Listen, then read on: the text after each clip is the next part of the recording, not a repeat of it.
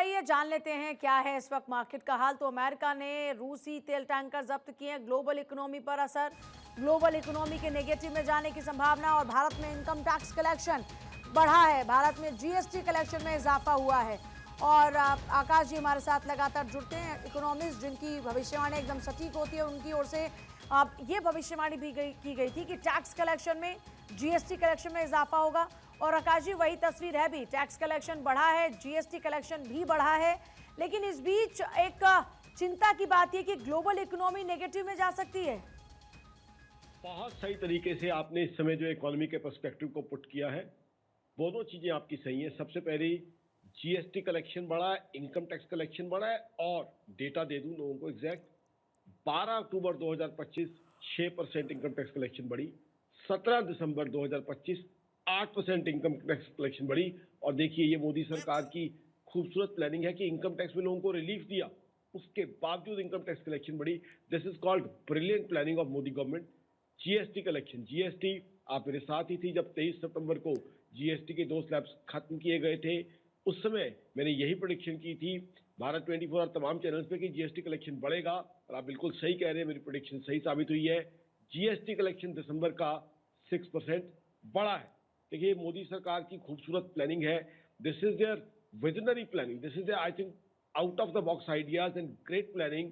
कि आज देखिए रिमार्केबल प्लानिंग है, एक तरफ आम आदमी को रिलीफ, दूसरी तरफ टैक्स कलेक्शन में भी कमी नहीं। यानी सरकार के पास वो सफिशिएंट धन है जिससे जनता भलाई के लिए या ग्रोथ के कार्य भी कर सके। तीसरा जो आप कंसर्न जाहिर कर रही है ग्लोबल इकोनॉमी का, वो कंसर्न बिल्कुल सही है। आज वो तकलीफ है, हिंदुस्तान की इकोनॉमी बहुत बढ़िया चल रही है, रेगुलर बेसिस पे नए कीर्तिमान स्थापित कर रही है, बट ग्लोबल इकोनॉमी की जो तकलीफ है उससे भी कांट रन अवे। जो कुछ यूएस वेनेजुला में हुआ है और अब रशियन ऑयल टैंकर को लेके जो एक्टिविटी हुई है वो कहीं ना कहीं अलार्मिंग सिग्नल्स खड़े कर रही है। अब जियोपॉलिटिकल हालात और बिगड़ सकते हैं। We all knew, I have been predicting this on global channel that America would do something against Venezuela, लेकिन इस तरीके से वेनेजुला के अगेंस्ट कार्रवाई होगी ये किसी ने भी नहीं सोचा था कि इस तरह की कार्रवाई होगी।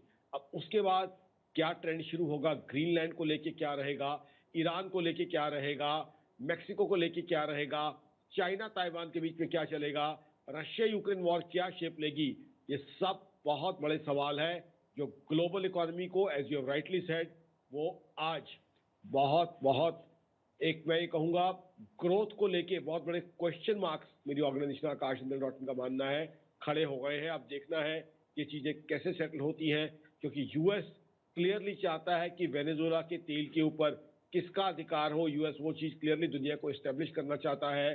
अब देखिए रशियन ऑयल टैंकर के साथ जो चीज की गई है, अब उसके क्या रेमिफिकेशंस होते हैं, क्या उसका इंपैक्ट होता है या कुछ भी नहीं होता तो भी वो ग्लोबल इकोनॉमी के लिए चिंता का विषय है।